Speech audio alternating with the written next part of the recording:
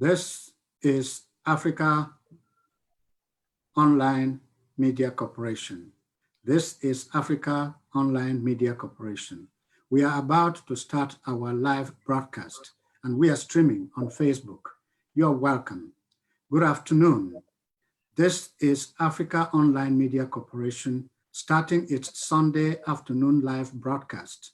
Good afternoon, good evening, good morning, depending on where you are on the continent of Africa at this time.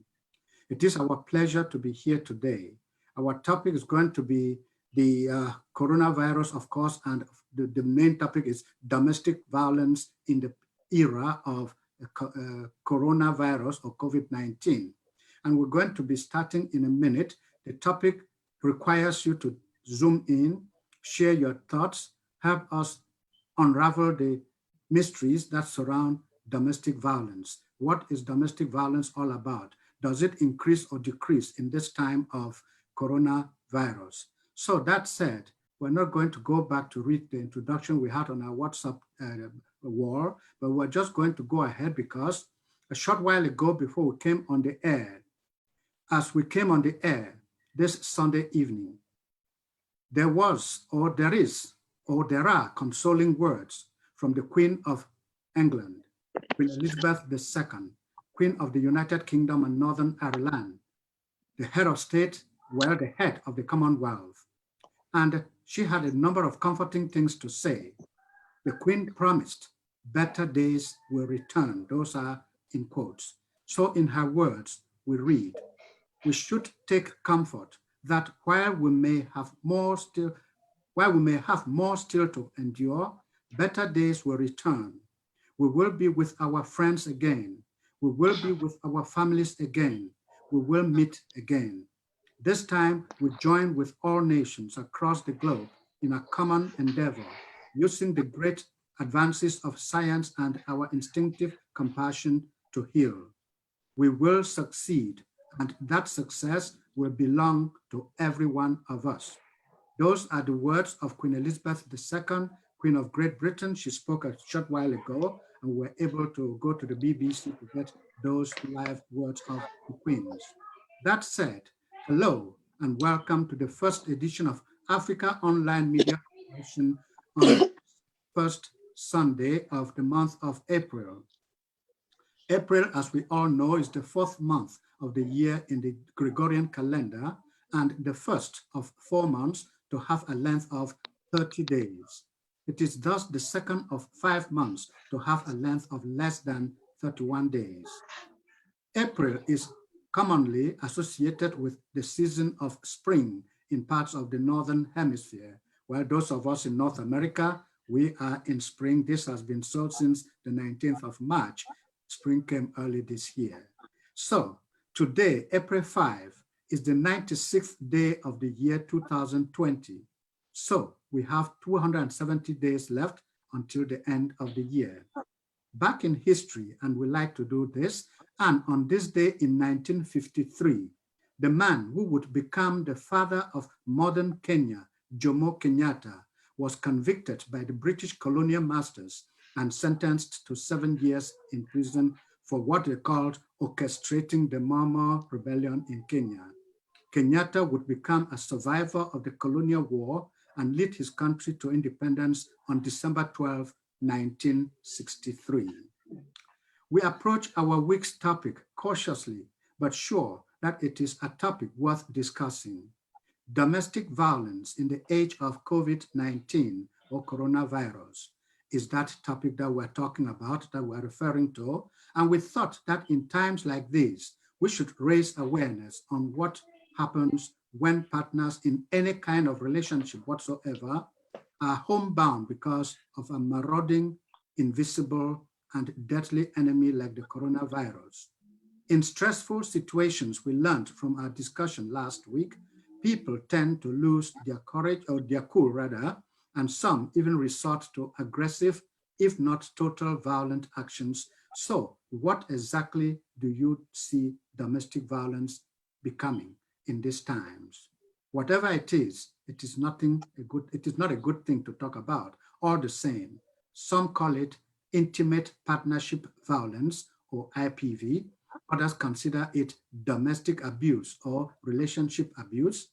But whatever name we give it, what has come our way today, we will call it domestic violence, because on this program, that's how we launched it during the week.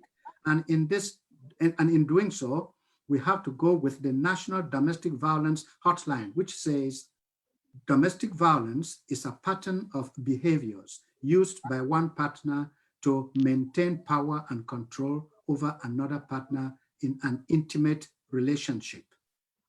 The hotline further says domestic violence includes behaviors that physically harm, arouse fear, prevent a partner from doing what they wish, or force them to behave in ways they do not want to. It includes the use of physical and sexual violence, threats and intimidation, emotional abuse, and economic deprivation. This is disturbing, very disturbing. No man or woman, or for that matter, no child, wants to be the punching bag in a relationship that is meant to promote acceptance, love, and cooperation. Where and when that cooperation fails through a violent relationship, the weaker party becomes permanently scared, enfeebled, and progressively distrustful of those things and gestures that pretend to nourish and sustain and strengthen the relationship. As Pope Francis said recently, that is 2 weeks ago on Wednesday, that in that his Urbi and Orbi message from St. Peter's Square, we must not, quote, deprive ourselves of the antibodies we need to confront adversity, end of quote. That the adversity of domestic violence is something that we have to avoid, because we are human and each other is a human being we have to respect. Domestic violence comes in many shapes, like that partner constantly telling the other that he or she can never do anything right, or shows extreme jealousy of your friends and the time you spend away from home, or that person who keeps you away or discourages you from seeing friends or family members, or insults, demeans, or shames you no matter where and when, and pressures you to have sex when you don't want to do so at that particular time. An unknown author once penned what has come to be called Survivor Psalm, which reads, and I quote, I have been victimized. I was in a fight that was not a fair fight. I did not ask for the fight. I lost. There is no shame in losing such fights. I have reached the stage of survivor and am no longer a slave of or victim status. I look back with sadness rather than hate. I look forward with hope rather than despair. I may never forget, but I need not constantly remember. I was a victim. I am a survivor. End of that quote. Domestic violence is a lust for power and the ability to control others. But regrettably, it leads many partners in a relationship down an undesirable path. No, excuse me, no matter what and how the victim takes it, listen to Aisha Mirza, who says, quote, it is not the bruises on the body that hurt. It is the wounds of the heart and the scars on the mind, end of quote. Yes, domestic violence leaves behind bruises and scars, physical reminders of a life lived in distress and duress. As we live the age of coronavirus, let our watchword be patience, patience with ourselves and patience with our loved ones. Let our existence be a constant reminder of the sacrifice we must make in the name of and for love of ourselves, our partners, and our offspring. This is so because, as Pope Francis, again we quote him, reminded us in that speech last Wednesday or Wednesday 2 weeks ago, quote, one of the things that hurts us and our families most when we hear it said is, do you not care about me? It is a phrase that wounds and unleashes storms in our hearts, concluded the Pope. So let us care. Let us avoid inflicting wounds on each other. Let us remember that sacrifice is the very essence of love, capital L-O-V-E. And let us remember that that love is needed now in these times of coronavirus more than it ever has been or will ever be. And so, Reverend Pam, I land the plane there, and I want you to take the first question, if you can, and also introduce our guests that I see or other participants that I see on the screen. Thank you and welcome to the show. Thank you so much, Ni Asong. I'm surprised you handed the microphone to me when your able co-anchor is on the line. My beautiful and beloved, newly a resident Texan, Sister Sylvia Robertson, and my beautiful Sister Tilda is on the show today. So I would actually, Sister Tilda, I don't know if you've met Sister Sylvia, but that's Ni Asong's anchor, co-anchor. So I'll hand over to Sylvia. Sister Sylvia. Sister Tilda is one of our pioneer members on Africa Online. I don't know if you've met her on the show, but Sister Sylvia, since you're the co-anchor, I'm here on a technical capacity. I'll come after all of you guys have said your piece. So Sister Sylvia, I'm going to hand over to you. Thank you so much. Sister Sylvia, I'm very sorry I did not see you on the screen, so I thought you were still making your way into your cubicle for this show to continue. So you're welcome back to the show as always, and good afternoon. Good afternoon, not a problem. It's always good to come into your homes on Sunday, as always. May God bless each and every one of you. I'm sure most of us have been attending church online, those of us that are Christians. Yes, and sure. Even the other religions, I'm sure you have figured out a way how to commune together and come together as one online, since we have this social 10-mile distancing between each and every one of us for our safety, as well as to keep each and every one of us healthy and alive. Thank you so much for allowing us to come into your homes again, and to our guest today, this afternoon. Good afternoon to you. And no, I have not met her. Tilda, good afternoon. Good afternoon. Tilda, you're welcome. Reverend Pam informed me you were to be on the show today, but I didn't recognize you when I saw you because I've not seen you before. Because she's triumphant. She's triumphant. Today is Palm Sunday, and we're all triumphant, just like Jesus did when he entered Jerusalem. So happy Palm Sunday. Yes. Thank you. Thank you to everyone. Yeah. Welcome to the show, Tilda. Yeah, thank you so much. Before we proceed, Sister Tilda, Sister Siva is from Zambia. Oh, wow. Nice to meet you. Oh, it's a pleasure. It's good to have you on the show. Yes. Yeah. I love the smile. You beam with joy, you beam with happiness. This is what I like to see about our people. And that is thank you very much. As bad as the situation is with all of us being quarantined, or is it quarantined, depending on which part of it you come from. All of us are experiencing this, what I call cabin fever or house fever, not cabin fever, but fever, where, some of us are not used to staying home with our husbands 24/7, or with our children 24/7. So it's quite an experience and quite a change for each and every household.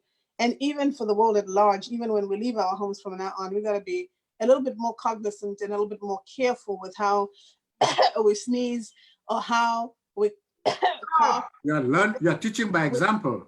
Yes, we're not doing this anymore. And then you wipe your hand off and you want to greet. I'm not going to extend my hand to you. And by the way, by using your hand to cough, and you wipe it on your sleeve, guess what? You're still going to hug me, and those germs from your sleeve are going to come onto you. Your hand, by patting me on the back, is still going to transfer onto me.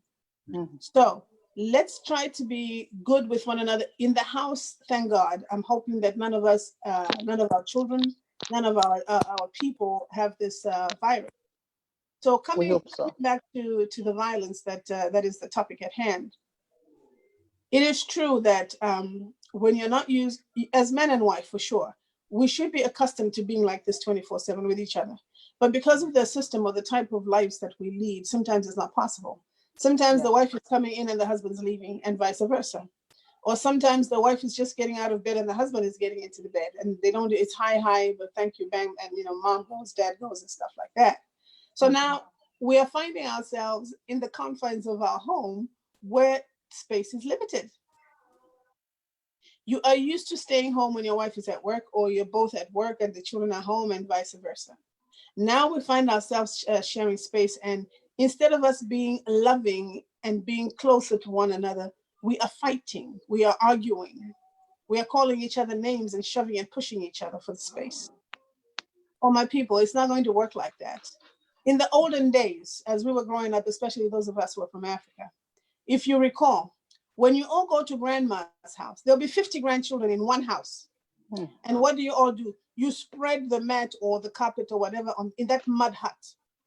And 50 of you will figure out, some of you, your feet will face that way, the head will face that way. Some of you will even sleep sitting up, but the good thing is I'm at grandma's house.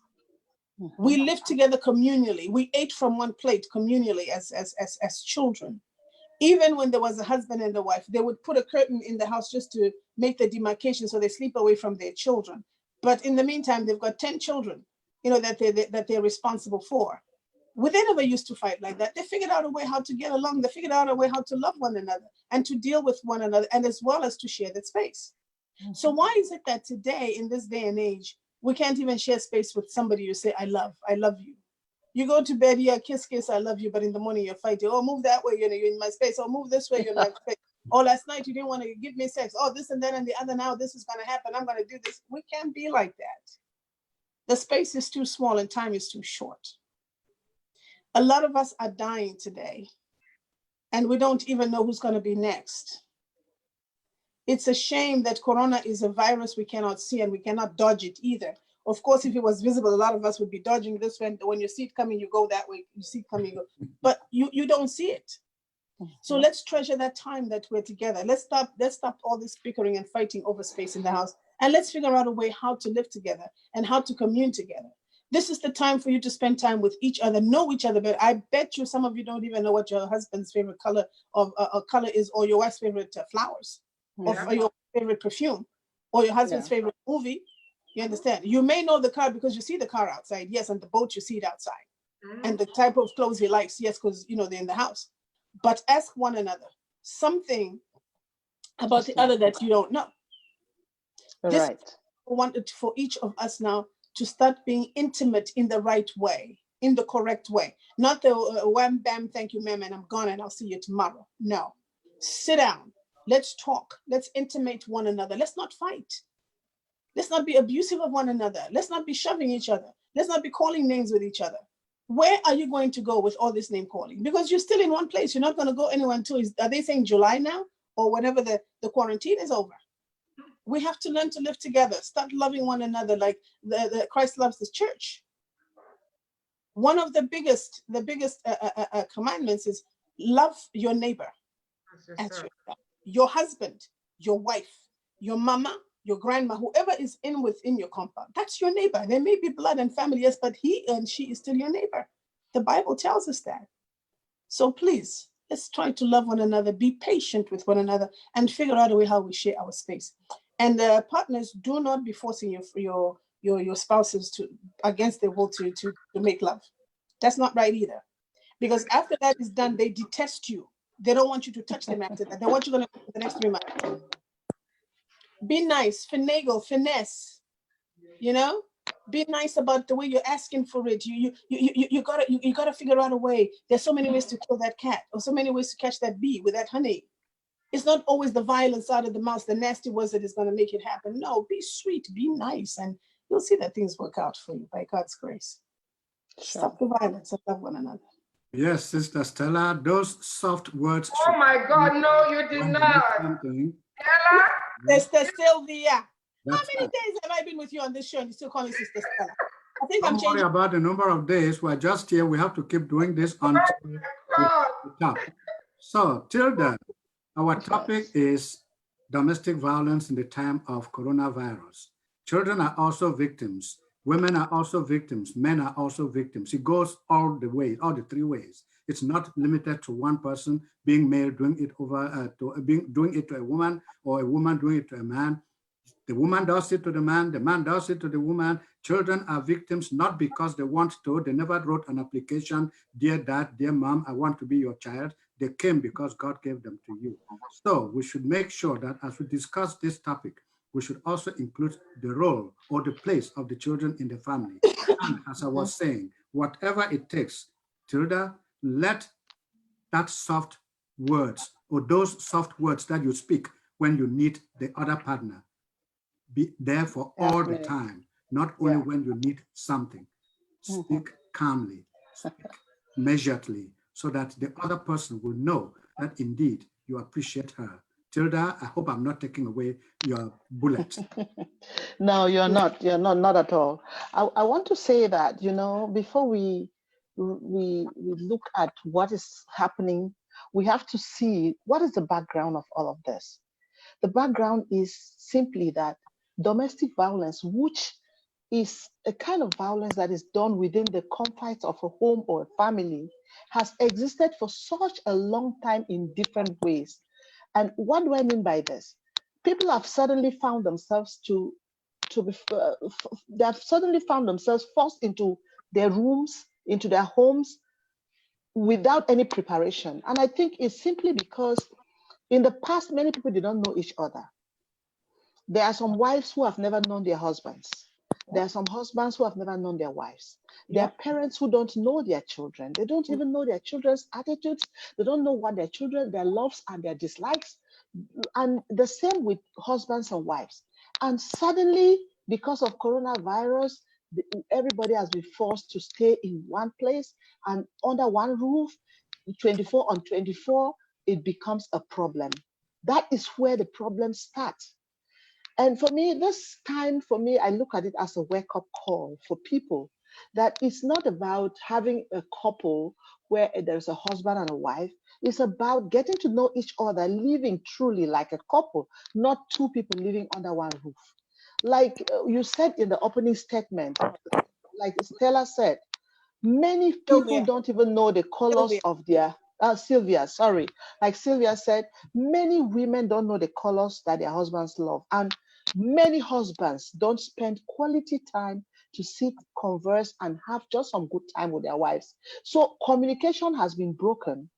And it has gone on for so long, such that now that they automatically find themselves to be living under one roof all through the day and the night, it becomes difficult even to communicate. It shouldn't be like this. Now, some children are suffering from battery from their parents. There's a lot of psychological torture, there's physical torture, simply because we have transferred our parental work to the schools. Yes. We have transferred everything to the schools, and we thought that we will just be there to make the children and other people raise these children up. And this constitutes a serious problem in the society today. That is why society is the way it is, because we are not bringing up children in the way we want them to be. We just deliver them and we allow any Tom, Dick, and Harry to raise them. Now, this period to me is a period for people to rethink their relationships within the confines of the family. How are you relating with your siblings? Are you relating with your sibling in a way that is acceptable, or you just draw conclusions, or maybe you have a bit more than your sibling and you think you are better off, and so you people are always quarreling? Are you understanding your children and you are able to deal with them according to the way that is acceptable? Do you relate with your wife, husband, or whoever is in your house in such an acceptable way that will rather make you people to grow? That is where the basis of this problem is. So I think that, in fact, like a psychosocial counselor, I've been receiving so many calls from people. Before this we started, you saw Mr. Tenfa could not recognize me. I just jumped out from sleep when I saw there was time, because I was racing, because last night I stayed up for long talking to somebody who has seen that it's completely impossible for her and the husband to live under one roof. And they had been for over 15 years. Why have they just discovered now? It's because every blessed day they're together, every time they're together. But then they have refused to keep their egos to sleep. Everyone wants to show that I am the best, or I know more than the other one. And then they have suddenly found themselves with strangers. A husband sees the wife as stranger, the wife sees the husband as stranger, and then quarreling steps in. Maybe the children are also strangers to them. So this, to me, is a time for people, rather than fighting against each other, is for people to use it as quality time to recollect, to get back what they had lost over time, get to know their partners better, get to know their children better, so that they can relate well. Oh my God, my grandchildren are disturbing. You guys go outside. Get to know each other well, and then they will be able to live a better life. This lady told me that she has been beaten up 3 times, and that she can no longer, she's staying, she's lying, is sleeping on the sofa in her in her sitting room.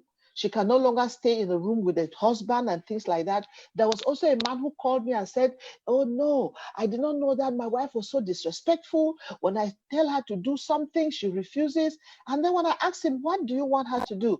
Oh, I want her to give me, to cook some food for me, and that's and that. When I called the woman said, look, my dear sister, this man thinks that this time that all of us are at home, I don't have any time, no right to rest.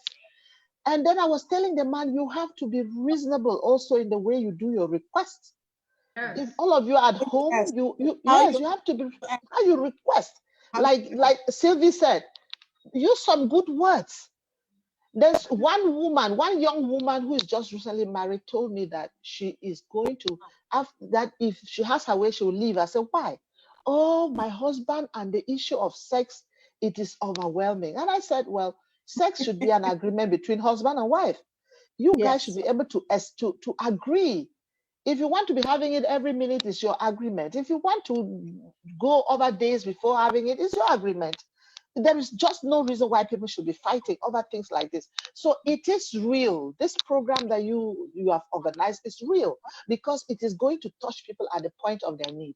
People need to understand that it is necessary for them to learn to live together with little tensions and use this time to get to know each other, because I have realized that many people are strangers to each other. Indeed. Thank you so much, Tilda. Well said. Reverend Pam. Yeah, somebody was saying something. Before you go ahead, Reverend Pam, you look absolutely ravishing today. You look gorgeous. Where you going? Yes, I thought you were coronarized the land. So how come you're looking like that, like you're going to have a hot date today? What's going on? Between us, she had me check her out. Yes, I'm getting very concerned. She's looking too hot today. Eh? She does. She looks really hot. Great. You ain't seen nothing yet. Corona has forced all of us to take time off. Yes. And rest. Exactly. Yes. Okay, Reverend Pam, your take. Yes, I am so awesome. You know, we the women, I appreciate you, Sister Sylvia, even though there's a young man on this show who keeps trying to change your name. He knows your name. Look, yeah, so I'm going to have a talk with your wife. I hope there was no Stella in your past, because really, maybe Sister Sylvia reminds you of a primary school Stella. I'm going to have a talk with your wife. I did not know anything about women in my primary school days. Maybe Stella is current in his life, Reverend Pam. You better ask him well. No, it cannot be. This man has been married for 100 years. And Sister Tilda, thank you so much. Even when I called you, I had no idea, you know, you've been helping people, but I know that you are a servant. You are a servant leader, and you are just phenomenal. I love you, my dear sister. Let's pray for our men, because where are they? They're supposed to be here too, so that when we are giving advice, because we are streaming live on Facebook, you know. And back to this week's topic, you know, I am so grateful to God that we have an opportunity to help people. I am sure we will never know the impact of these shows or all our shows, but I can tell you lives have been transformed globally. This is the thing. Everybody has echoed this in one level or the other. You know, while the other crimes have dropped, because when you turn on the news, local news, you don't hear of anybody shooting anybody. You don't hear even all the bloodbaths, the tribal wars, the civil wars. Nobody's hearing about that. Everybody is worried about coronavirus. Not everything about coronavirus is bad. Why we want it to go away, I think it has brought everybody to their knees. It is a time of atonement, and it's time for all of us to get right with God. And talking about this domestic violence, you know, I want to encourage everybody that's been subjected to any kind of domestic violence. I don't care if it's verbal, I don't care if it's physical, I don't care if it's psychological, I don't care if it's religious, I don't care if it's sexual, whatever the nature. Yes, there's a stay-at-home order, but it's not mandatory in every part of the world. Go to your neighbor, open your door and scream. Call 911. No human being has the right to lay their hands on you. I don't care who that person is. There are some people who take that abuse, physical abuse, and other kind of abuse, sexual abuse, and take it and think that they don't have an option. My dear, maybe like Sister Taylor said, a lot of these people probably because this country or life is everybody is so busy. People get up in the morning, the kids go to school, husband and wife go to work. For those who work, there are some people who are couch potatoes, but the other one goes to work. But now that everybody is stuck at home, the real people are coming out.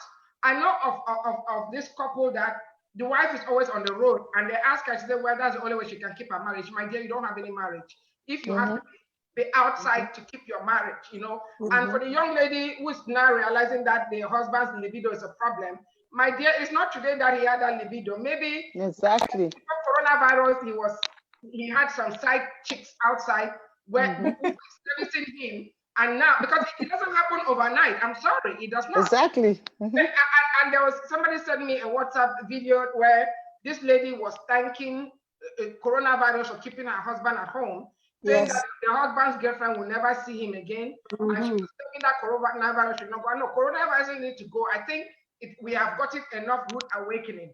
But I just want to encourage the people, be careful when you open your mouth. There was a reason why you married that person. And there was a reason, even if the children were not planned, they are a gift from God. There are a lot of people who will pay billions just to get a child. Let it be a time of family bonding. Yes. You know, I know some people have what they call man cave in their homes. If you don't have a man cave and you are a man or a woman, and that urge, that demon of violence is boiling inside you, my dear, there's something called a restroom. I remember when I was a teenager, my oldest brother visited Africa, and he kept talking about the restroom he's going to. So I asked him, I said, why are you calling bathroom restroom?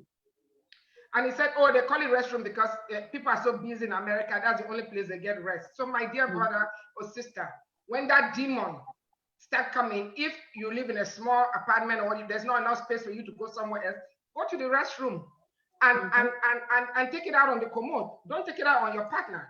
Yeah. And another thing is that communication is very important. Even if you are discovering bad habits about your partner or about your children during this lockdown or mandatory staycation, I call it staycation. It's not a vacation because you did not vacate your premises or your town. But even if you are encouraged, use this time to discover the challenge. And when you see the shortcoming, don't put that person down. Figure out a way to help them. Communication is so important because sometimes people misread things. You might say something and it's perceived differently from what you intended to say. Communicate and let this person explain to you. Maybe what you are perceiving is not their intention. And let them know that when you say this or when you do this, this is how it makes me feel. As far as cooking, my dear, if you know how to cook, cook for your family. If you don't know how to cook, the other person who knows how to cook, do it. I know that restaurants are closed. They're doing just pick up or take out. We have something in the work. I don't want to release it on this air right now, but we have something to help you with that. But I'm saying that ask, don't demand. If you wanted to marry a chef, you do not need to marry your wife. And there are some people who don't know how to cook. Let's be for real. But it's how you request it. This mouth like this, the tongue doesn't have a bone. It's a hydrostat, but it breaks bones. Some people say, oh, sticks and stones can break my bones. But no, my dear, words can destroy people. It can destroy people's morale, people's self-esteem. So be careful. I'm not trying to preach at you today, but Proverbs, my faith in Christ is what informs my decisions and everything I do in the secular world and in the Christian world. But it's a death and life are in the power of the tongue. And they that love it shall eat the fruit thereof. If you speak death, that's what you're gonna get. You speak life, that's what you're gonna get. Look, there are some people whose wives are overweight, but as far as they're concerned, their wives are the most beautiful people on this planet, and that's what they see. Obesity is not healthy. You understand what I'm saying? There are people who are married to a man that Sister Sylvia will never even hear from the balcony. And they'll be wondering, what did she see in that man? My dear, beauty is in the eye of the beholder. So love is blind. whatever shortcomings are in your spouse or your children, use it as an opportunity to build them up and to lift them up. As far as children go, please, my dear children, if you are being abused at home, don't take it. You did not ask to be born. You did not choose your parents. Go outside or dial 911. Or if you're not in the US, find an emergency or talk to somebody. Go outside and scream. Some human being will hear you. It is not acceptable. And I want to encourage those parents who are so busy chasing the almighty dollar and allowing Facebook and WhatsApp and YouTube and the internet to raise their children. There are parents who are in the house with their children and their children are doing drugs. Their children are communicating with pedophiles, and criminals, and they don't know. Take this time now to have a family time. When was the last time you sat at dinner with your family? And nobody should be on the phone, on the cell phone when you guys are having family time. When was the last time? A friend of mine was, when the kids were growing up, they'll be watching a movie, the wife will be roasting corn in the fireplace. That is family time, my dear. You don't have to have millions in the bank. I really need to put a break here because I'm about to go into a different realm. So Asong, I'm gonna hand that over to you. Before Son takes over, there's Yes, breaking Sylvia, news. go ahead. There's breaking news. Prime Minister Boris Johnson has just been. No, I just saw that. After 10 days of being tested positive for the coronavirus. So let's keep him in our prayers. As those of us around the world who are listening to this show, we have to learn to pray for one another. Let's support each other. The Prime Minister of the United Kingdom, Prime Minister Boris Johnson, has just taken to hospital for coronavirus being positive. So just thought I'd share that. I just read it. I just saw your chat. Our prayers are with him. Yeah, I just read it too. Yeah. Yes. Go ahead, Nyesom. Yeah, I'll have to jump. I will have to jump out, but then before I go, I want to say some few last words. Sure. I want to say that domestic violence is real, and there are so many people who have died because of that. And when we are talking about the domestic violence, we are not talking only about the one that is suffered by women. Domestic violence occurs in the home, meaning that everybody is involved. Yeah. So I want to highlight the fact that the complicity of silence has brought us to where we are, because people are just silent about it. People fear to expose their family name. People fear to bring down their reputation. Mothers fear to expose their children who have been raped by maybe an uncle or a brother. So there's a lot that is going on. Men fear to expose because society has defined that a man is supposed to be strong. So there are so many men who are suffering psychologically because of domestic violence. And I want to plead with everybody who is listening to us that it is about time we come out from this complicity of silence. We break the silence. We break this culture of silence that has left us in this current position. We talk about it, just as Reverend Pam was saying. If somebody violates you, talk about it. I'm shouting out to children now. Children are at home now. My dear brothers and sisters, you will not imagine what people do under our roofs. Yes. You may have a child, a brother or an uncle or whoever or a neighbor who will take your children for granted, will take your children hostage, and they will be abusing your children under your nostrils. Yes. Women and men, parents, you have to sit up. You have to be more alert at this time, because the devil has driven us from the streets and he has followed us to the homes. So if you sit at home and you close your eyes, you are not conscious, you are not observant at your children, many bad things will go on under your face.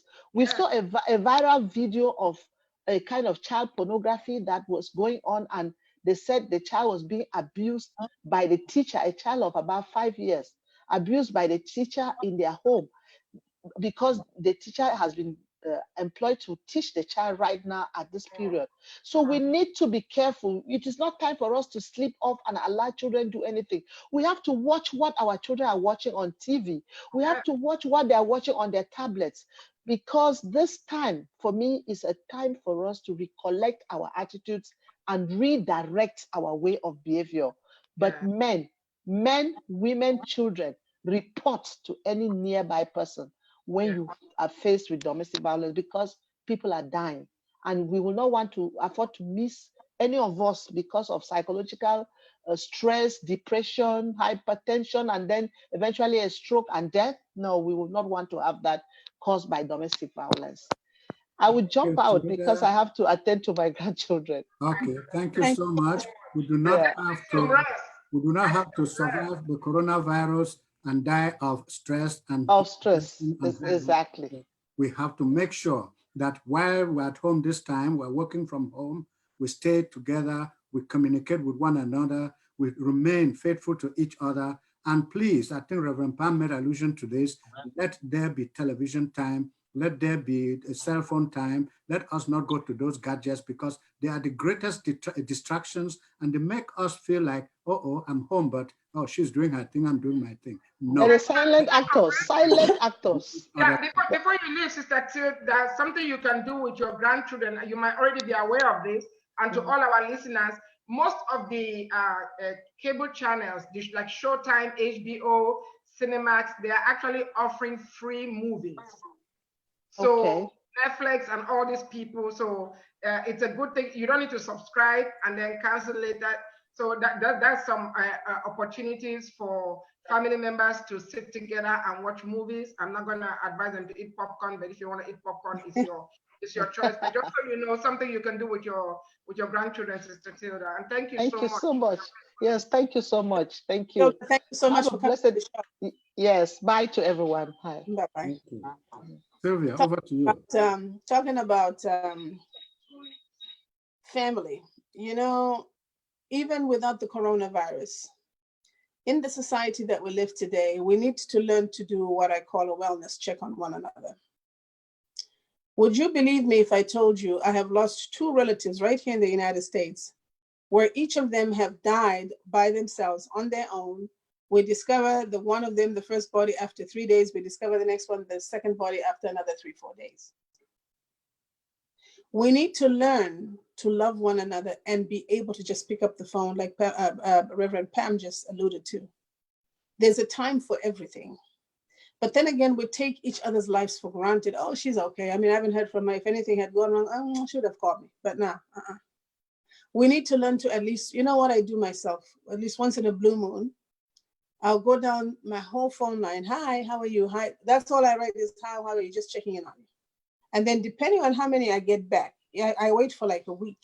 If after 1 week, I haven't gotten at least 70 or 80% of the highs I sent, I start calling those people.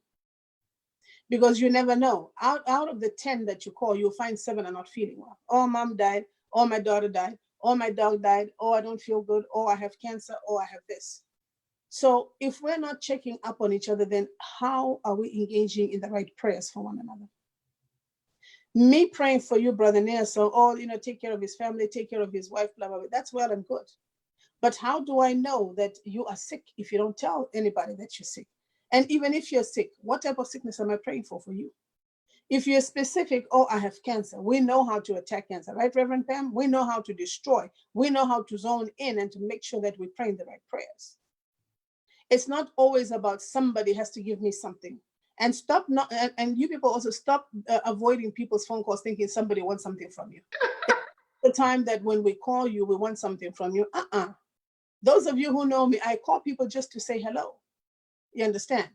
Okay, yeah, we all run away from bill collectors. I know that, and from all these telemarketers. But I'm sure for the people that you speak to every day or every other day, or at least, once in a year, once in a blue moon, you should have their number saved. And it makes one feel real good. When I call these people, say, oh my God, you finally called me. Oh my God, oh my God. See, it puts a smile on somebody's face. And this is the right time to do that because Corona, look at the Prime Minister. An entire Prime Minister, no amount of money is going to save him. No. You understand? The money is beaucoup in the banks, it's gazillions and gazillions dollars, but mankind is plenty. Mankind is there. Just one of us picking up the phone and, oh, Mr. Prime Minister, we're sorry to hear of your illness. Believe me, it puts a bright smile on it. He may not even know you, but the fact that somebody took the time to call me as Prime Minister and wish me well, it brings some kind of solace in the heart. So talking about us as people, Reverend Pam said it earlier on, to say when we're in a home, we're in close proximity with one another. Yes, we do get on each other's nerves. We do say things we shouldn't say or irritate one another. But guess what? You can't throw that person out because he or she has nowhere to go. That's his or her home. Those are our children in our home, our grandchildren. You see how Tilda got off the line because she knows now it's time to pay attention to her grandchildren. Grandchildren, and that's a remarkable fit. That's wonderful. I really applaud her for doing that. Yes. You understand? Now, you see me, I'm quiet here. The minute I get off here, my grandkids are all over me too, but they know that on Sundays, Mbuya means grandma in our language. Mbuya has 1.5 hours by herself in her room and nobody can come and disturb her. So I make sure that when I'm done now, I give them their time. I'm an old woman, but we roll on the floor. We play these games, the games I've never played. You are old.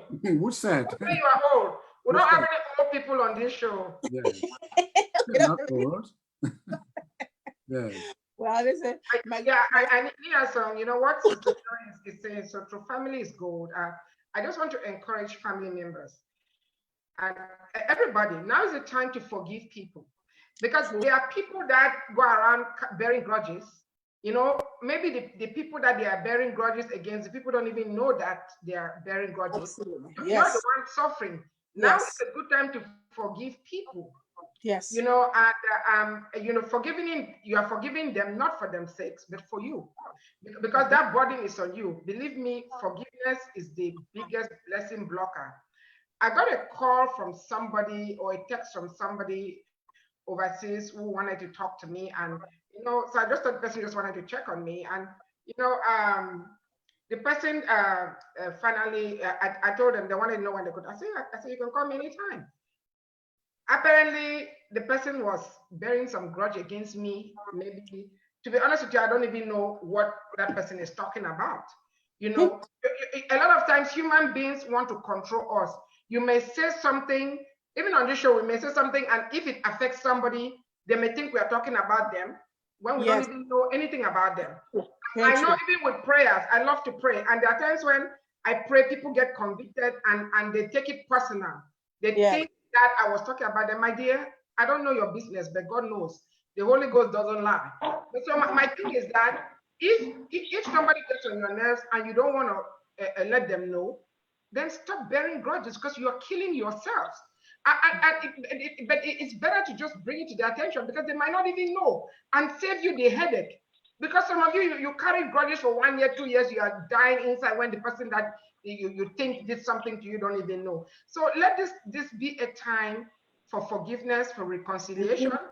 Opportunity to personally say, if there's anybody out there that is angry with me for something, please forgive me. I don't have anybody in my heart. I personally have forgiven everybody. There are a lot of people who have told lies about me, done evil against me or whatever. But my dear, that's between you and God. I thank God. Look, let me tell you, this coronavirus has its own benefits. The things that it has done, I think they were unintended benefits, because coronavirus is had to kill, steal, and destroy. So it did not come out to do good, but God allowed it, like it says in Romans 8:28, all things work together for our good. One of the things that I have been doing every day now that I never used to do every day, to thank God for my organs, for my lungs in particular, for my 2 eyes, 2 nose. I named them. You understand what I'm saying? For divine health. That is one thing that I have started doing during this period. So let's take this time to examine ourselves, look in the mirror, and instead of pointing fingers at people or whatever, see how you can improve society. The family is the most basic unit of the world, of the globe. It starts from the family, not from the school, not from the church, from the family.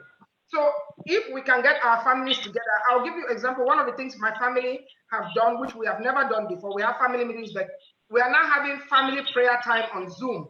And let me tell you guys, Zoom is free for 40 minutes. So you don't need to pay for it. Start your own family Zoom meetings. And you guys can, since you guys cannot see each other, a friend of mine was telling me the other day, the brother told him, don't come to my house. That's his brother. Don't come. Everybody's afraid of everybody in our physical distance. But do Zoom or Skype or WhatsApp, it's outdated, or WebEx or Cisco, whatever you can do, see your family members, check up on them. But Niason, we have somebody who just zoomed in from a 713 area code. You are welcome. The airways are yours if you want to say something. We're talking about the increase in domestic violence during this stay-at-home lockdown COVID atmosphere. You're welcome on the show. Please, the mic belongs to you.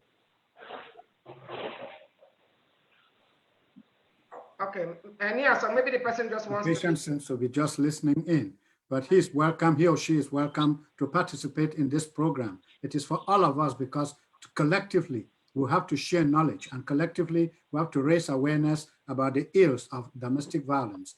It increases not because people really intended it to increase, but because of the sudden proximity that we find ourselves in. But then that is a plus on the side of coronavirus. It makes us stay home. It makes us, as our other collaborators have said on this program, it makes us to get to know each other better, because sometimes because of the hassle and bustle of the foreign countries that we live in, or of the host countries in which we live, we are never seeing each other, as said.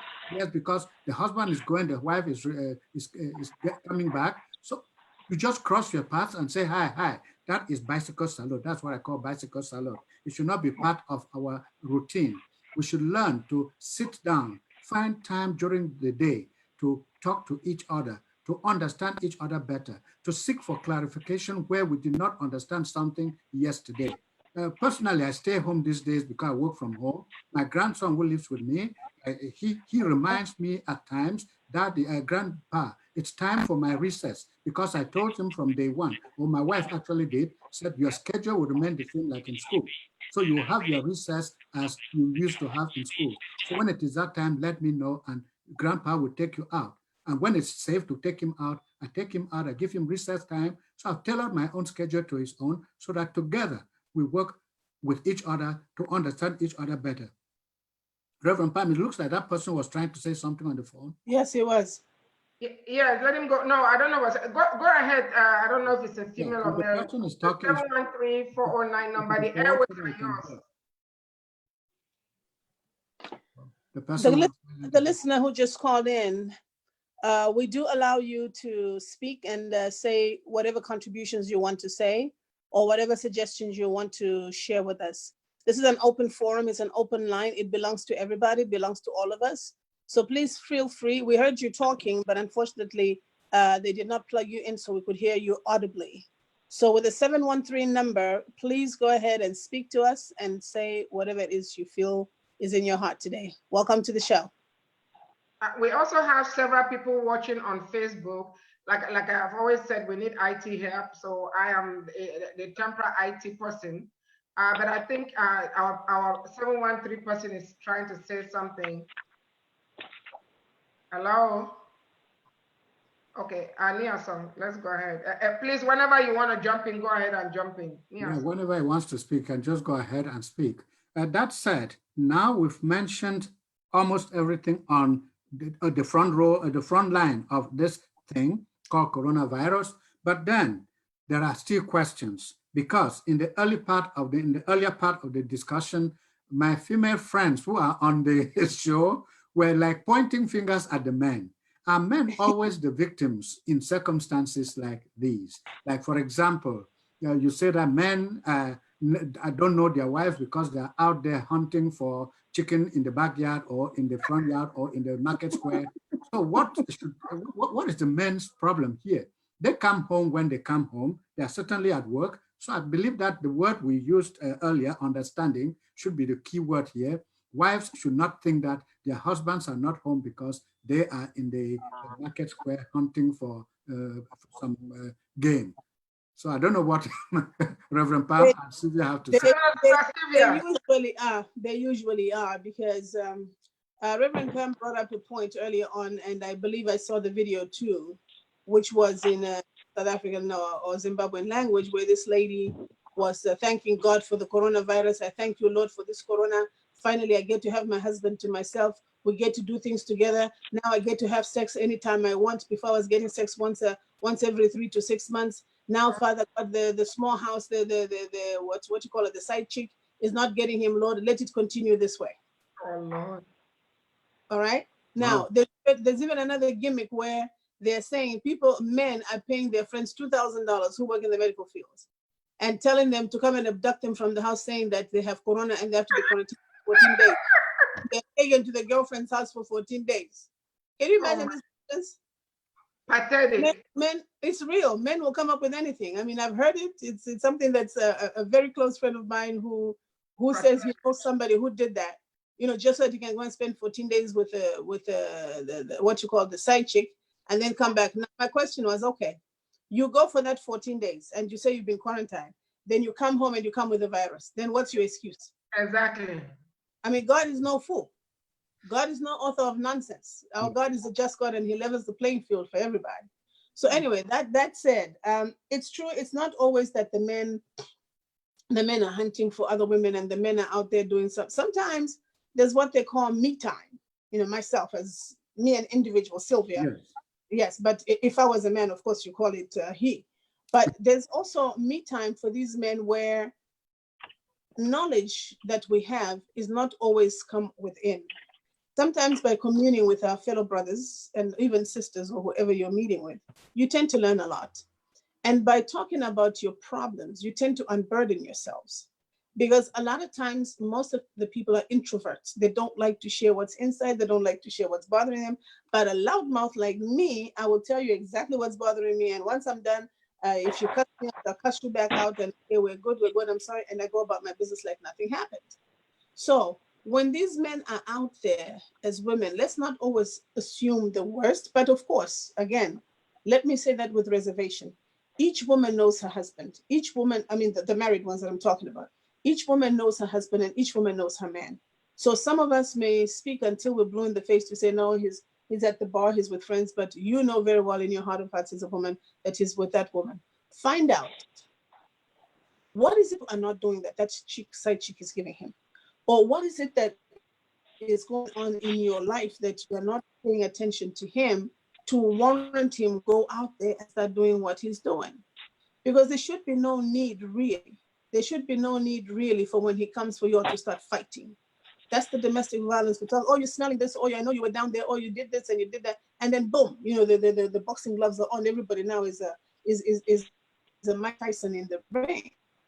We need to learn to be tolerant and patient with one another. And also you husbands. The onus is on you. If you're going to come home late, text your wife, text your fiance. I'm coming home late. If you live with mom, text mom. You live with your sister, take your sister. I'm coming home late, so that we're not worried about you for nothing. And so that when you come home, we're not always accusatory or accusing you of doing something that you were not doing. And I know it hurts to be accused of something you didn't do. But what choice are you leaving your women if you're leaving them in limbo and not announcing where you're going, or that I'm coming home late, or that I'm going to stop by Pastor so-and-so's house or Sister Sylvia's house? But to every coin, there's another side. So should the men point fingers toward women for going out and staying out late and coming home late, or not coming home at all? Yes, it's the same thing. Absolutely. It's the same thing. I just addressed men because that's the topic that you had introduced, but it is on both sides, because even us women know how to creep. Yes. Women are the biggest creepers on this earth. You understand? Yes. So let's not always. Somebody is speaking now. That's good. That's Dr. Ogoji. Okay. Yeah. Ogoji, you're welcome to the show as always. Reverend Pam will take the microphone before you, because we're getting to the top of the hour. So as usual, I know you're patient, and maybe you're laying in your bed again as you did last week. You're welcome to the show. Or something. Dr. Ogoji, you were seriously missed last Sunday. We knew you were on call. You were in the hospital. You are such a faithful servant, and we can't thank you enough. We appreciate you. We love you. In spite of your state being the first epicenter, and with as busy as you are, you have one physician in our organization that I know have treated more coronavirus patients, COVID-19 patients than any other. Yet you make time to squeeze in to still share your views and your counsel on every single topic. So we really, really appreciate you, and no evil shall come near you. We pray for you all the time, for all our medical people, frontliners, not just medical, but all frontline workers. So after the top of the hour, we're going to have a lot of time to say something. And we also have somebody who dialed in by audio from 713-409 area code number. Whenever you are ready to chime in, brother or sister, the airways are yours. This is your show. Yes, we're going to be talking about, it's so, amazing. Since March the 1st, all our topics have been, centered around the COVID-19 and the coronavirus, because that's what everybody's talking about. That's the common enemy. It is amazing how we all realize now that we are one. We all bleed red. We are not each other's enemy. We have a common enemy out there. So we're going to be talking about the role of faith in combating this coronavirus. We know for the Christians, this is the most important time of the Christian calendar, and Resurrection or Easter Sunday is the most important Christian holiday. Unlike Christmas, Resurrection Sunday is not debatable, the date and the time when Jesus resurrected. So we want to just tap into that atmosphere, even though coronavirus has flooded the airways, but even some secular television stations have gone back to showing Christian movies. For the past couple of years, I know I personally was grieved because they were not even talking much about Easter. So, and faith here is not just referring, everybody has a level of faith, okay? And there's a difference between faith and belief. We'll talk about that, but we just want to tap into that.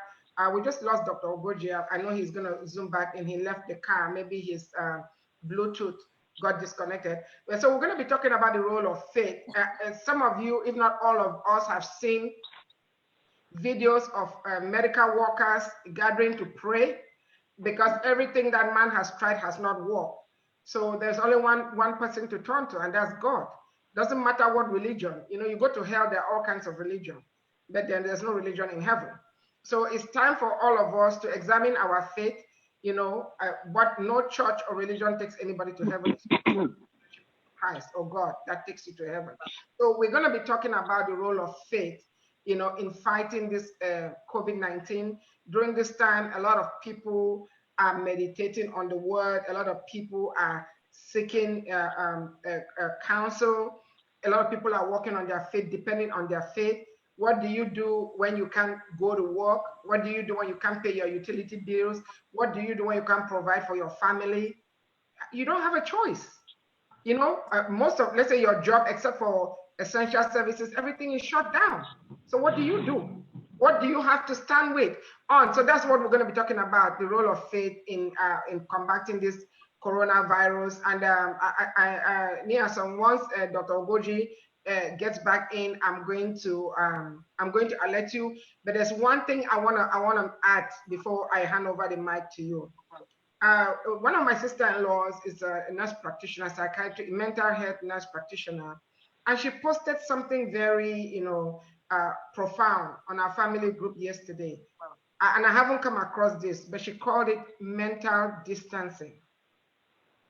I personally don't read anything negative. I don't watch anything negative. I don't listen to negative things. I shut my ears. I've been that way for decades. Even before I became a minister, I don't like to listen to negative things because they just stimulate your body to produce, radicals, free radicals, and negative neurotransmitters, which I have no appetite for. But she said, during this time, be careful what you read and what you watch and what you listen. Mental distancing, distance yourself from negativity. It doesn't bring anything positive. Darkness can never produce light, but light drives out darkness. If you don't believe me, tonight when you walk into a dark room, turn on the lights and see if darkness will hang around. So mental distancing, and I'm borrowing this from her, I'm giving her credit, her name is Grace. That was so profound. Distance your mind from negativity. Surround yourself with positive things and you will feel great. Even I think it was last week or 2 weeks ago, I said on this show that there are some people who are very talented with gossiping, and that we need that their skill now to gossip about coronavirus. Shut out those people that bring you negative news. Shut them out. And one last thing, Niason, before I hand back over to you, stop inheriting enemies. If you have a problem with somebody, don't recruit other people to have a problem with them. because you will not be able to stand on the judgment day. God will ask you that, what did Asong do to you? Or what did Sister Sylvia do to you? What did Reverend Pam do to you? Because your best friend is upset with, they don't like the way my hair looks, or they don't like the way I stand, or whatever, or they don't like something Sister Sylvia is doing, or whatever. Because especially when you're a straight shooter like myself, like to say, people can't stand that. Stop inheriting enemies and get rid of the enemies that you already have. You don't need it. The only enemy we have is the devil. Coronavirus being one of its demons. Ania, go ahead. And I'm going to text Dr. Ogoji, let him know we lost him. Thank you, Reverend Pam. So we're getting ready to set our minds towards the next topic for next Sunday. So please watch out our WhatsApp chat room on the Monday night. We will post the topic and then we will let the discussion begin. For now, Sylvia, tell me, on the other side of the discussion so far, we've talked a lot about what it has done, but then what does the future look like going forward? While we wait for Dr. Ogoji to weigh in, we can be talking about the future of lives in homes, in communities, in countries after Corona, because we are positive thinkers. We believe that it will be over before too long. Yes, I just want to touch a little bit on what Reverend Pam was just talking about, the mind distancing. I'm here in Texas at my daughter's house, and she's a medical doctor herself. She surprised me about a week ago. I was watching, I always watch CNN. I watch BBC, and I also watch Al Jazeera, just to balance the news. So then my grandson comes down and says, "Grandma, you watching news again?" In other words, they wanted the TV, that big, right? So I said, "Yes, I have to hear the news." Yes. Daughter passed by. "Good morning, Mom. Good morning. How are you? How's my grandson?" Okay, they go about their business. Then I think the following day I did the same thing. I went downstairs. I mean, there's TVs upstairs, but I went downstairs. I wanted to be with the family, and I asked my grandson to turn on CNN. Then my daughter sits down. She watches me. I watch CNN, I think, for 2 hours. Then she says, "Mom," she very calmly, she came and sat next to me, and she says, "Mom, you know that we know you're a very strong woman, but there's just too much negativity on CNN, BBC, and Al Jazeera. Mom, you need to balance your brain with also something nice, something positive, and something funny." Yes. So I looked at her and I'm like, I do that. That's why I watch my African movies every night. So my grandkids bust out laughing. "So, Grandma, you sneak in the African movies?" I said, "Yeah, that's why I go to my room, because some of them are very bad. You know, they're not watching." And I realized what she was trying to do. You see, this psychoanalyzing me, or Dr. Ogoji is back. Yes. Okay. This psychoanalyzing me. In other words, she was trying to tell me to get a balance of myself. Yes. Stop listening to all this negativity, because it will weigh you down, so to speak. Yes. So talking about the future, I think let's give that to Dr. Ogoji, and if I need to, let's give him a chance to speak. Yeah. Dr. Ogoji, welcome back on board. We missed you for a minute. I know. Hey, doctor. Hello. How are you? You look like you still have your mask on. It looks like you're coming from work, Dr. Ogoji. Yes, I'm on course. I've been in the hospital since 1 o'clock last night. Oh, wow. Lord. So I had four babies delivered, so I'm just going to go rest now. At least you're bringing life. Congratulations. All girls. Thank you.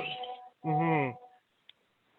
So your take on coronavirus and domestic violence? Well, I mean, we know that my city Spokane has built a new shelter to cater for domestic violence victims, because it's expected that the number of domestic violence will increase during this time, and the number of child abuse cases will reduce during this time, because kids are back home, nobody's reporting them. Mm-hmm. Of course, domestic violence has been a long time in history. It happens today, it will happen tomorrow, it happened yesterday. It is a two-sided event. Men abuse women abuse men. But always women think they're always a victim, because the majority of victims are women. But it's a two-sided thing. With the coronavirus, I mean, there are a lot of videos going out there. Some people are happy because their husbands or wives are spending time at home. On the other side, one of the lawyers came on the TV saying, "You know what? she has been very, very busy in the past 2 weeks because she's a divorce lawyer. Most people are going through divorce, yes.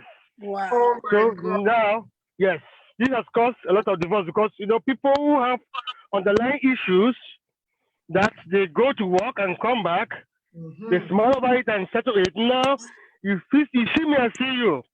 Yes. 24/7. They are fighting more and they cannot take it anymore. Yeah. So coronavirus have done one, increased domestic violence, increased divorce, and also build a strengthened relationship. Some couples who Yes. have no time for themselves, always working, is a opportunity to build on the relationship Yes. and also build on family structure and need. So I will still emphasize that staying at home 24/7 is not a same thing to do because trust me, it causes depression, anxiety, and suicide. In fact, the suicide rates have gone up in the past 3 weeks in my state because of stay-at-home order. So people, even though people are staying home for this virus, I encourage people to still find time to go out for a walk. Go out for a walk, go out for biking, go out to the trail. If you are sick, cover your cough. The home environment is not the best. I mean, stay indoor for 7 days a week. I will go crazy, man. Personally, I will go crazy. So I thank God that I still have to go out to work. I mean, next week I work from home Monday, Tuesday, Wednesday next week. But I know that once it's 5 p.m., I'm going out to go ride my bike. Okay. I know that I cannot spend from morning to evening in the house. I will go crazy. I will go mad. So, going back to the topic of the day, domestic violence on the rise because of people are seeing one another more often. People are fighting more often. And then I heard about the video that Sister Stevie talked about. There are two videos. One, women are happy that having their husband to themselves. Another women are happy that men are paying $2,000 for to go for quarantine. To be kidnapped. Fake quarantine. But another video whereby a woman was happy that, oh, thank God that coronavirus made the husband to stay home and making the husband be home with him. After 4 days, that woman called back and said, you know what, please, who is your side chick? Go join her, please. I cannot stand you anymore. You need to get out. You need to get out. I need some break. That she actually appreciated the role of side chick. That when the husband is so angry and mad, he goes out and come back smiling. Please go out and hang up if you can and come back. We can't stay here for 7 days a week. So it's all a balance. Yes. And that's why even when the wife is at home doing housework, a sit-at-home mom or a homemaker, it's always important for you to leave the house once in a while and go out and distress. Social interaction is a very, very important part of life. Nothing cures. In fact, coronavirus will cause more death, especially in Africa, where people live on their daily bread from poverty and hunger and domestic violence than the virus itself. You know, I'm doing my own analysis saying that look, I wish that, I mean, don't quote me, I'm a medical professional, but I will say this. I wish a country like Nigeria would not do sit-at-home order, because all the 70 years and above are politicians, governors, senators, you come and wipe them because now they have nowhere to go for treatment. And I'm making people to sit at home, using the army to kill people because there are people who are not staying at home for this sit-at-home order. Meanwhile, the poor masses will die of hunger, poverty, no light, no food, and the virus is very unlikely to harm a poor young person. Don't get me wrong.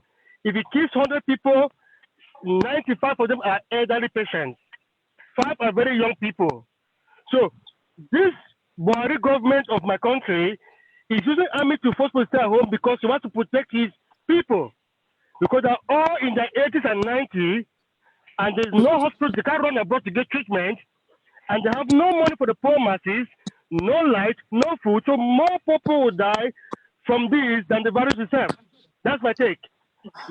I don't wish anybody dead, But if some of those people in charge of power can see the impact of this virus and then recover, then next week they're going to build standard hospitals in Africa to take care of the common man.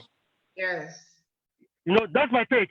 They should feel the impact so they can build a hospital in Africa that if people can go treatment. The chief of staff in my country actually got the virus and is very sick.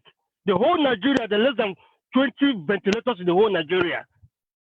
And Buhari is sick, he goes to abortion. So this virus has opened the eye of people. Hopefully people will do better things and then go back to the drawing board and try to take care of one another, because no man is an island.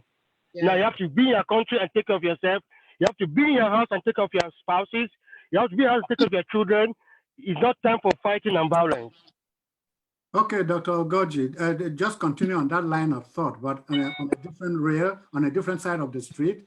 What do you think will happen eventually when coronavirus is defeated? Do you think African governments will now try to focus more on healthcare than they have done since independence 60, 50 years ago? Very, very unlikely. These people are very, very selfish. As long as they can jump into a jet and go to London or America, they do not care about you. So they do not care about you until I just wish, again, the vice president's son, former Atiku's son got the virus, chief of staff got the virus, 2 governors got the virus. So it's touching the political class. But I know unless the only way the African leader becomes less selfish is for them to be an embargo. Don't go abroad for healthcare. Get healthcare in your country. That's right. Get healthcare in your country. Yes. But the white man cannot help us do that. Yes, if I may jump in right there, Dr. Goji. Yes, Stella, go ahead. I mean, Sylvia, go ahead. I go again. Sorry, Sylvia, go ahead. Yeah, so I'm going to call you John from now on until you learn my name. Yes, call him John. All right. Dr. Ogoji, take a sip of water while Sylvia takes over.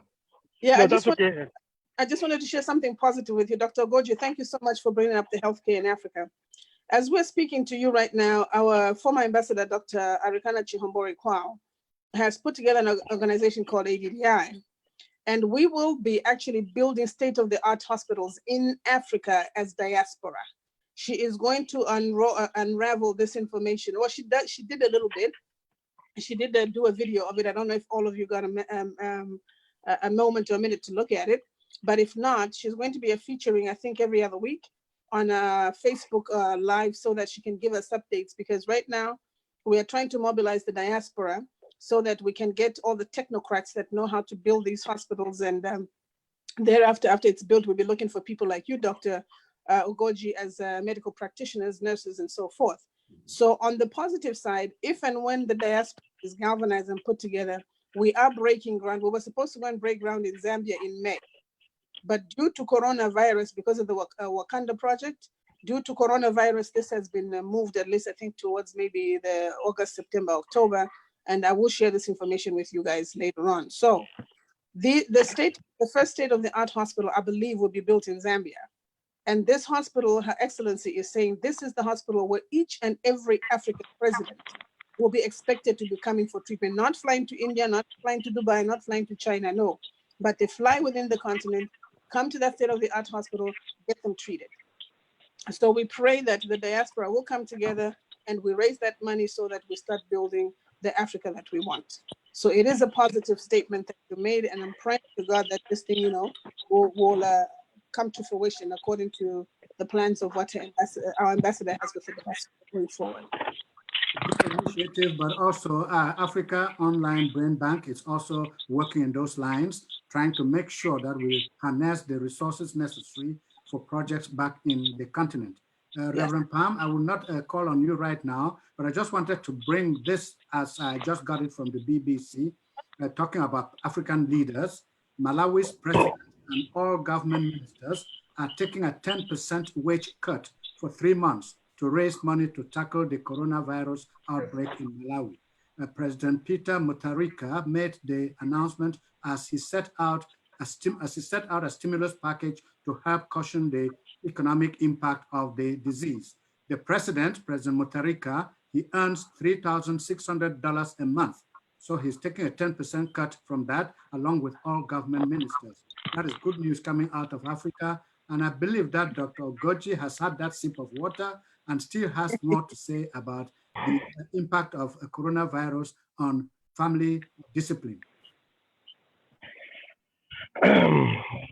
Well, I hope I did not force you to take a deep gulp. Deliver 4 babies. They just deliver 4 babies. Well, another impact of this virus is going to happen is this, okay? On the medical side of point, 9 months from now, a lot of babies will be born. Yes. 9 months from now, lot of babies will be born to replace some of these deaths from coronavirus. Double. And you'll be very busy, Dr. Ogoji, delivering babies every hour. Yeah. More long nights at the hospital delivering the babies. Yeah. So that's a good sign, because I remember when we had similar lockdown in my city about 4 or 5 years ago because of a windstorm. Exactly 9 months after that, there were 3 times more babies were born than the previous year. Yes. So Dr. Ogoji, let me jump in here. It might not happen because, physical distancing, there are some couples that don't even want to sleep on the same bed. So it might not, we have never had physical distancing. During storms or hurricane or whatever, there was no physical distancing. This coronavirus, because when you get intimate, you are basically breathing into each other. So it might not be that, exponential. We'll wait and see. There might be an increase, but... No, I will tell you, couples don't do that. Very few who work in healthcare might do that. But majority of couples are sitting at home and working and just enjoying themselves. That's very few. And if even if those who work in healthcare, if they do that, which is a good thing to do, they'll increase stress, anxiety, and depression and suicide. Real quick, all these stressors, they actually, Dr. Ogoji, I'm glad you are on, because Dr. Ogoji is both an OBGYN doctor, he's a woman doctor, but also family practitioner, and I think he's practiced in 3 continents, right, Dr. Ogoji? Yes. You practice in Africa, UK, and the United States, so we have the best as our point physician on both Africa Online and Africa's Brain Bank. But it's this coronavirus is really transformed the world. This is one common enemy that everybody, I don't care what race you are, what is in your bank account. Look at the British Prime Minister Boris is in the hospital, and we'll just pray for him that nothing happens to him. This coronavirus doesn't respect anybody. So I am just so grateful that we are also looking at the good aspects of the coronavirus. Yes. Thank you, Reverend Pam. Sylvia, I believe, Reverend Pam is the timekeeper, but I think I have my phone with me now. We have 7 minutes. More minutes. 23. We have 7 more minutes, and Sylvia, I think we'll start with you. Go to Dr. Oh, just a minute. Before Sister Sylvia, Reverend Solange is on. Okay. I think we should give her some time. Okay, no, if she's on, then she has a microphone. On the increase in domestic, Dr. Reverend Solange, you're on. Hi, everybody. I've been trying to log on with a different number. My phone was dead. I just couldn't do it, and I had to go on Facebook and write something. Okay. Oh. See, right now, I don't think I'm hearing anyone. No, we can hear you. Can you hear us? Just speak. We can hear you. I don't know what's going on today. We can hear you talk. We can hear you. Okay, yeah, I know the time is fast spent. I go actually put ahead. something on Facebook. Reverend Farmer told me about this topic since last week, and I was getting ready, like, I'll say something. I'm a counselor of sorts, and I also counsel families, both secular and faith. And I just put a little thing there that, confinement, I call this time a period of confinement to so many couples that are not used to seeing the wives or the husband's face for during daylight for 17 hours of daylight or 18 hours and 7 hours of night time. Now they're forced to see this particular person for 18 hours. and they're like, you know what are you doing here? I've had complaints of people coming to me talking about how their husband just lies on the couch, and it's like he thinks he's on vacation, just watching sleeping channels. And I've had complaints of husbands telling me that they thought that, spending more time with their wife will get up, clean, cook, give them breakfast, all sorts of flimsy things you will not even believe it. And then the irony in a twisted way is that you have couples now that are doing the silent treatment. They're spending so much time together, but they're not talking to each other. Oh no. I know that can be very painful at times. Like abuse. Mm-hmm. It is verbal, it's non-verbal. So there's verbal, there's emotional abuse, there's verbal abuse, and there's non-verbal communication because they're not communicating with each other. And it's like, you know what? We're better off when you used to get up in the morning and just go. And we see each other when we see each other. So at the end of this COVID-19, we know there's going to be some positive things coming out of it and a lot of negative things. I'm trying to still figure out the positive things, except that a lot of us have time to retreat with God Almighty, do self-examinations, and you name it. But there's just a lot of negative things as far as families spending too much time together go. That's my 2 cents. 4 minutes, Niason. Okay, Sylvia, please, your last thoughts, then we'll go to it's a pity that Sister Solange just said that this is resulting into divorces, separations, and into a lot of strife and agony among couples. But I think we need to just maybe be a little bit more prayerful among ourselves and ask God for guidance as couples, so that the Lord will give us the right way or the right means of how to deal with one another. Because when He put you together, He said, whatever He has put together, no man shall put asunder. Not even Corona. Corona should be the last person to put anybody asunder. So I pray for all those that are having difficulty, communicating. And you husbands, stop being lazy and being couch potatoes. You need to get up. This is the time to show your wife that you're also a team player. Get up, go to that kitchen, clean, cook, and feed the family, wash the dishes, and also let her rest for a week, because she's also trying to get as much rest for herself as she can, and not to be an extra mule for you while you sit on that couch and place orders. I want a continental breakfast, and I want lunch from Fiji, and I want dinner from. No, you need to stop doing that. You get up off of your backside, you husbands. Cook for your wives and your children. Let them also feel the love. Thank you very much. Dr. Ogoji, we wanted your last words. I see your car is empty, or did you step out of the car? No, we can talk. I can see you. Okay. I can see. I'm here. There you go. On this. So, my take on this is that couples should, as much as possible, use this period as a blessing. They should still go out and walk, go out and do gardening, and then use the time to rekindle. When the stress comes, they should hug one another and enjoy themselves and make things better. It should be an opportunity it should be a vacation, a family vacation that you spend most of the time in the house and then go out when it's time, when it's possible, for a nice, quiet walk, maintaining social distance with other families. That's my take on it. Thank you very much, Dr. Ogoji. Reverend Pam, your last words as we close up on the topic. Yes, thank you so much, Dr. Goji, for your faithfulness. Please get some rest, and we know you're covered by the blood and that you're responsible. You continue to protect yourself. Sister Sylvia, I forgive. I know you've already forgiven me, Asong, for keep wanting to change your name. And thank you for your faithfulness. Reverend Solange, thank you so much for zooming in, for dialing in, even with all the distractions, but thank you for posting your thoughts on Facebook. And we also want to thank Sister Tilda Kumasi, who was also a counselor, who was on the show, the first half of the show, and had to attend to family. Our Ania song, of course, you are the best of the best. I just want to say I love every one of you. I have cleansed my mind, cleansed my system. I don't carry any grudges. And I would encourage everybody to take time and make peace with God and forgive everybody. Now is the time to look at the positive things and not focus on the negative things, and shut your ears to negativity, to gossip, to lies, to discord, I just want to shut your ears to all those things, because those negative things would suppress your immune system and predispose you to COVID-19. Niason. Thank you very much, Reverend Pam. Thank you, Sylvia. Thank you, Solange. Thank you, Tilda.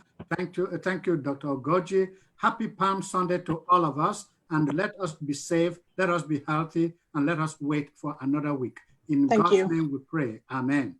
Amen. Amen. Amen. Thank you all, and see you next Sunday or on the chat room. We're going to be talking about the using faith, or the role of faith as a weapon against COVID-19. Yes, and I will post Solange's contribution on Facebook in our WhatsApp chat room. I just found it on my phone, so I'll post it. Thank you. Thank you.